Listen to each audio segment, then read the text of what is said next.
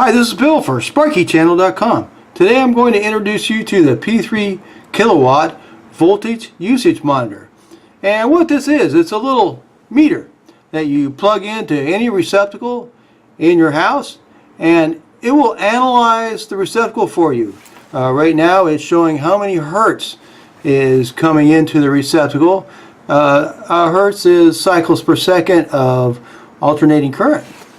And you press the volt button right here and you got 118.2 volts currently coming into this receptacle. So that's one thing you can do with this P3 kilowatt electricity usage monitor. The other thing you can do is you can come up with strategies where you could save money. For instance, this little monitor will tell you the efficiency of different appliances, and it can be used best when comparing like appliances. Perhaps if you got two 1/2 inch drills, you can plug them in here and you can compare what's called the power factor. This little button right here says PF. That's power factor, and the closer the power factor is to 1, the more efficient that electric motor is. So, and you could then select the one that's more efficient and use it and maybe save a little money. That's one example. So it's both for analyzing receptacles and for saving money on your appliances. First thing I'd like to do is go over the different functions of the meter, and to help me show you, I'm going to plug in this little coffee grinder. You can plug in any appliance you want into it, and I'll be able to, just turn on the coffee grinder and show you what happens. Now that I have the coffee grinder plugged into the kilowatt, I'd like to discuss what the different buttons are and what they mean. The first one on the left is volts. Volts is potential energy, and on the screen right now you see it's showing 118.9 volts. You're not being charged for this right now because nothing's running. It's just potential energy. It's ready. Whenever you plug something into it and turn it on, then you'll have what's called amperage. And then you're drawing electricity and you are being charged for it then. But voltage is only potential energy. The next button right here, once we're pressed, you see it's going to be 0 because we're not using anything right now. The little coffee grinder is plugged in, but it's not on. Now if I turn it on,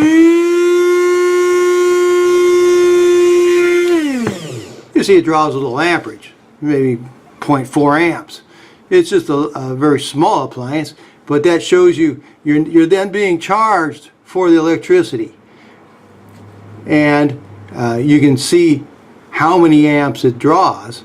Now if you're having a problem with blowing circuits, you can go around and check how many amps the different appliances are using, and you can take one of the larger ones off of that circuit and put on a different circuit, and that should help you to not have circuits blowing. Of course, the ultimate fix would be to add another circuit, but it's more of a temporary fix. You just take something off of that circuit and plug it into a receptacle belonging to another circuit. And so this meter helps you determine what's using all the electricity, what's using all the amperage. This next button right here is a toggle button. It has watts if you press it once, and volt amps if you press it twice. Watts is what we call active power. It's what you're actually charged for as watts. Volt amps is what the utility supplies to your receptacle, and it's your input into a motor, a little thing like I got this a coffee grinder here. If we press watt, we see you press the. Okay, we're using 48. Okay, we're using about 48 watts. Alright, so let's do it again and get the volt amps.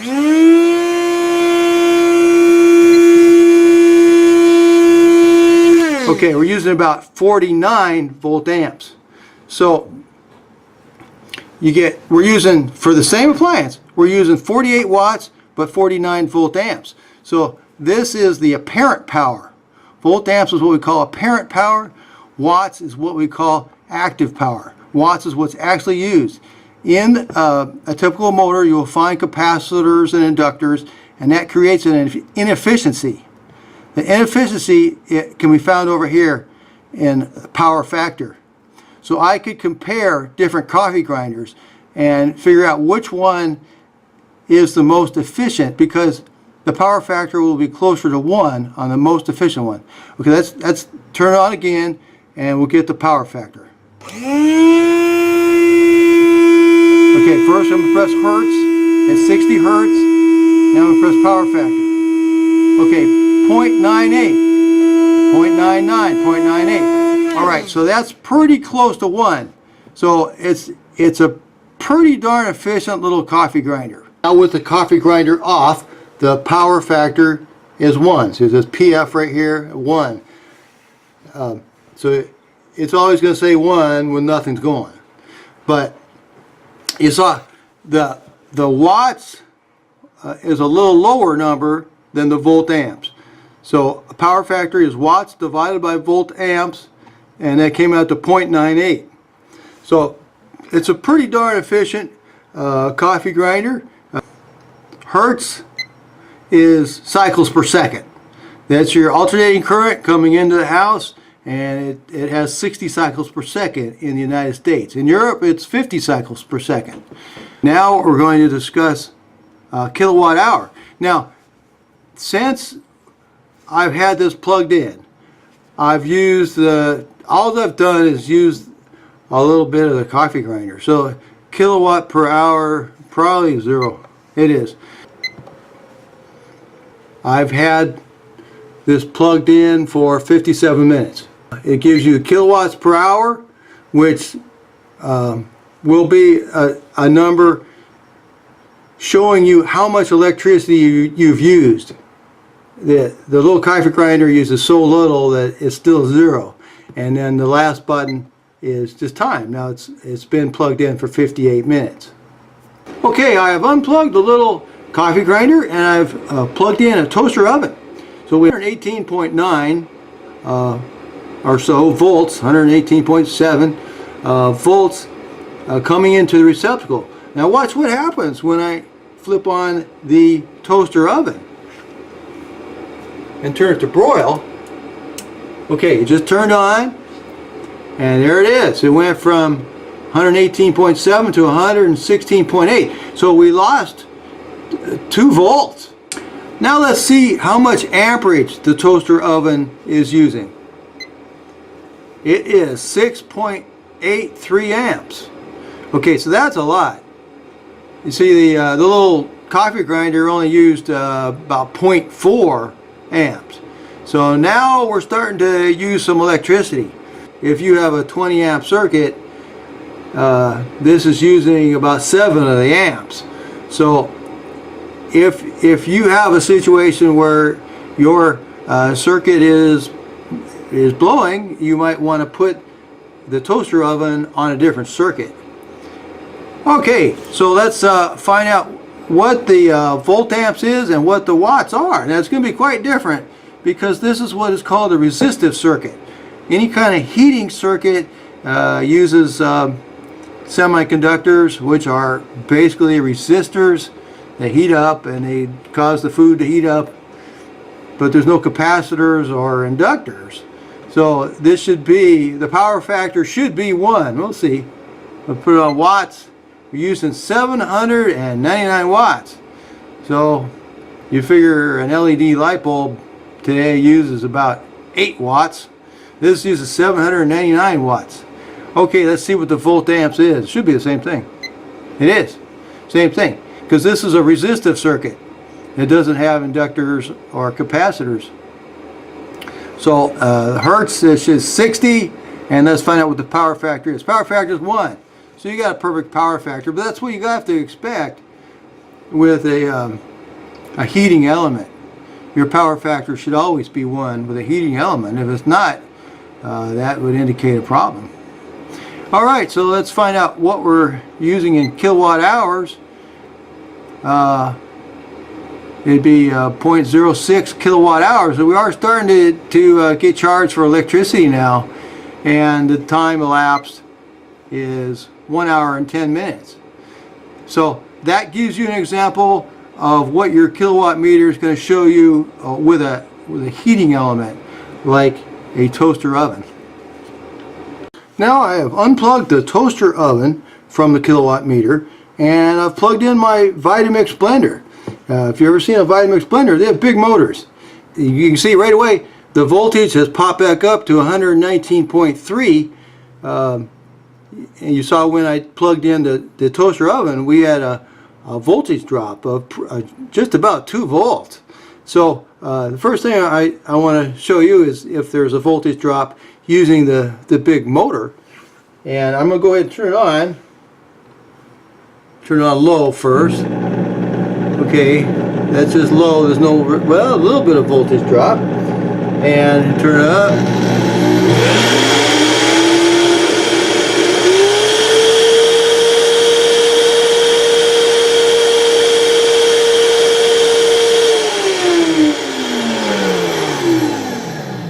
Okay, we had a voltage drop of about 1 volt, turning up the Vitamix blender all the way. So let's find out how many amps the blender uses now. Turn back on.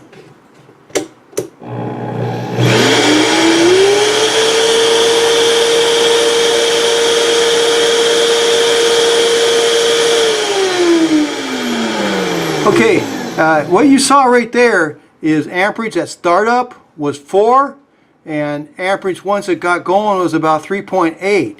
That's a good thing to point out, because amperage at startup is always higher. That's why people blow the circuits most often when they first turn on an electric appliance, a bigger electric appliance. Like you first turn on your microwave, boom, that circuit, you know, if it's on a circuit with something else, the circuit's going to blow. If it's going to blow right there at startup. See, the startup amperage usage is a little higher. This blender uses about 3.8 amps. So let's find out what the wattage usage is and what the volt amps usage is. And since this is a motor and it does have capacitors and inductors, we should have a difference. Again, the volt amps is the apparent power. Watts is the actual power. The apparent power is what's coming into the unit from the supply. The watts is what's being actually used, and there should be a little difference, and the difference is going to be indicated by power factor. So let's find out what it is.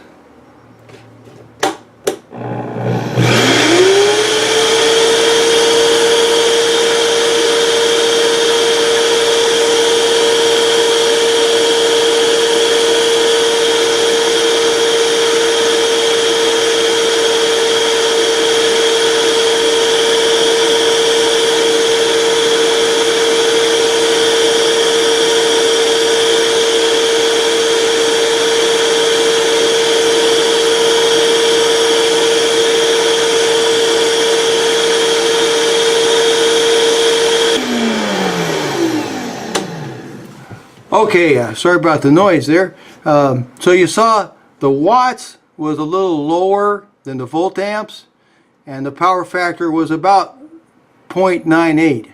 It read 0.97 for a while and then 0.98. That shows you it has a high efficiency, just about the same as the coffee grinder.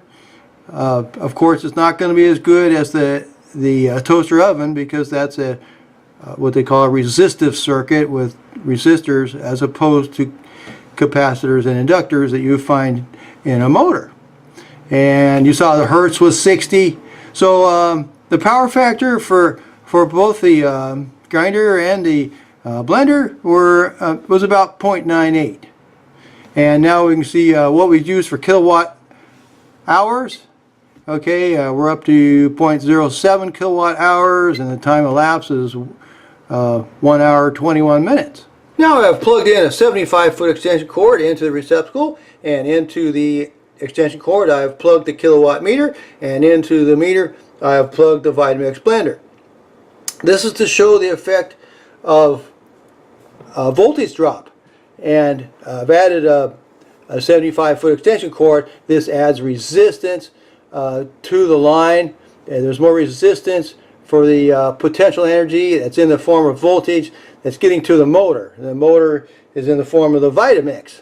So I'm going to demonstrate now what happens when you add this 75-foot extension cord. So I'm going to go ahead. It's at 119.3 volts right now, and that's even, you see, that's even at the end of a 75-foot extension cord.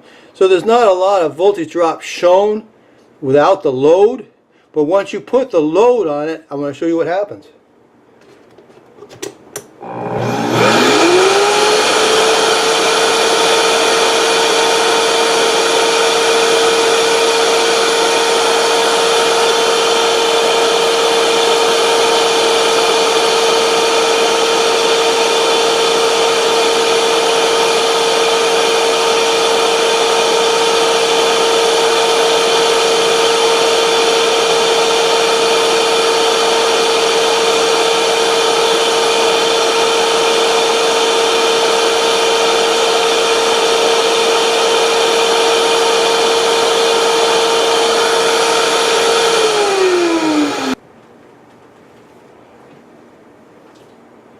To sum up, I hope I've shed some light on what the different functions of this meter are, and perhaps how you could use it to analyze an electrical receptacle, and how to analyze an appliance, and perhaps you'll be able to pick an appliance that is more economical. Perhaps two different appliances do the same thing, but one of them uses quite a few more kilowatts per hour than the other. A good example of that would be an air conditioner. You could test out two air conditioners and perhaps give yourself a good savings by choosing the one that is more efficient. Also, I hope I shed some light on how to deal with voltage drop. It's a really important subject, especially when you're using long, skinny extension cords out in the yard with electric lawnmowers and weed whackers and so forth. If you're only getting 115 volts to that electric motor, it's going to be hard on the motor. The motor's not going to last as long. It's not going to work as well with only 115 volts. So if you can use a bigger gauge extension cord and use the shortest one you can, you'll extend the life of your electrical lawn care devices. In my video description, I'll put a link for the P3 kilowatt electricity usage monitor. I'll put a link for the P3 International Kilowatt EZ electricity usage monitor, which calculates costs by month, week, and year. I'll put a link for the P3 P4480 kilowatt electricity usage monitor with electronic graphic timer. And last but not least, I'll put a link for the Vitamix Professional Series blender that you saw in the video. I hope this video was of help. Thanks!